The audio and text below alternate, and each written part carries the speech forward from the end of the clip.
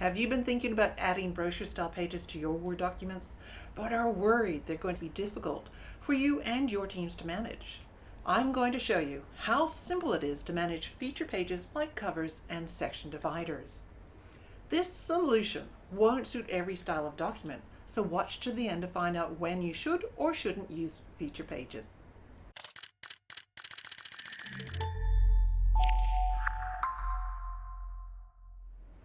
If you're interested in resolving the challenges that you face every day in your business effectively, then subscribe to my channel. And while you are there, make sure you hit the bell so that you're notified when my next video is posted. I'm Antonia from aok.com.au, and if there's one thing I'm passionate about, it's coming up with business solutions that are beautifully designed and easy to use for my clients. I've successfully helped thousands of small, medium, and enterprise businesses from all around the world with one goal in mind: giving them the tools to efficiently manage their business. Today I'm going to show you how simple it is to have beautifully designed feature pages in your Word documents. They are easy to manage and can save you a ton of time. Many of my clients have been creating their own front and back covers and section breaks in PowerPoint and adding them at PDF stage. Then someone adds or deletes a comma and it's back to adding the feature pages again. Is this the solution you are currently using? Let me know in the comments. Any way you look at it, this is a tedious solution. What if I were to tell you that the sky's the limit on the stunning designs you can add to your document? The most important thing you need to keep in mind when designing these pages is to keep the editable areas easy to access for document users. Let me show you how simple they are to edit and add to your document. Here we have a document with an attractive cover design, then a flow of text, and ends on a nice back cover.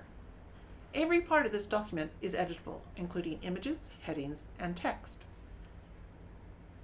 For instance, you might want to change out the image on the front cover to suit the document topic. It's as simple as right-clicking the image you want to swap out, go to Format Shape, Fill, then insert your new image. If the image looks out of proportion, go to Picture Format, Fill. This will make sure the image fills the picture box proportionally. This is a great little tool to remember for later as well. Then you can drag the image to a nice position. At this point, you may have decided to add a section break page.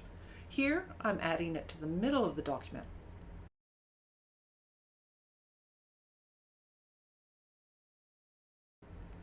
I'm going to swap the image for something more appropriate.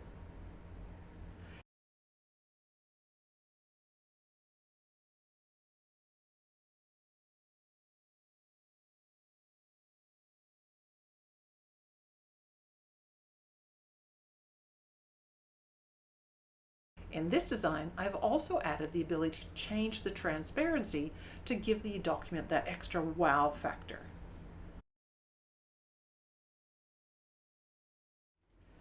Now you have a beautifully customized document ready to share with the rest of your team. You can have a range of additional feature pages that can be added to the document in the same way as a section break you just saw me insert. But if you need to share the document with your team, you'll want to keep the size of the document small. The more images your document has, the larger the document size. This sample contains no macros and is super simple to use. But if you want to see how far you can take a Word document, check out this video. It demonstrates a macro-based solution that I developed for a client that has a ton of feature pages so that they could deliver a high-end brochure-style Word document solution. I hope you can see that having your covers and section breaks or contained in your Word document is an ideal solution for shorter style documents like proposals, business plans, capability statements, and reports. If you find part of your workday is being chewed up by fiddling with documents that don't work or are hard to use, don't put up with it any longer. There are easy to use solutions out there. Just ask me. Do me a favor and give me a thumbs up, and while you're there, don't forget to subscribe to my channel.